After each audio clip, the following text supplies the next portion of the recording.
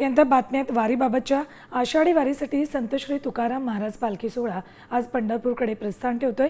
संत तुकाराम महाराजांच्या पादुका पूजेनंतर दर्शनासाठी मंदिरात ठेवण्यात आल्या होत्या।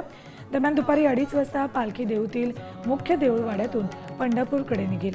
यंदा 340वा पालखी सोहळा आहे। संस्थानकडून पालखी सोहळ्याची पूर्ण तयारी करण्यात आली।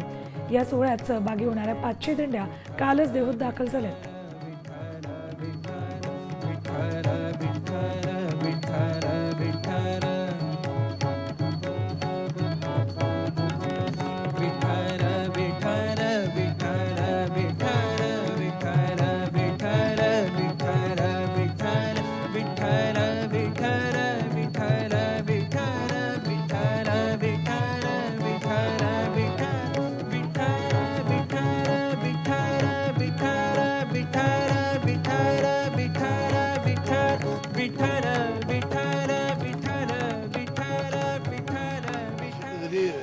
रुग्ण दाखल होत असले तरी बरे होण्याचं प्रमाण फार मोठ्या प्रमाणात आहे आणि फार म्हणजे एका दुसरा फारच वयोवृद्ध असेल किंवा कोमॉर्बिडिक असेल अशाच लोकांचं हे होते, तर ती संख्या फार नगण्य आहे।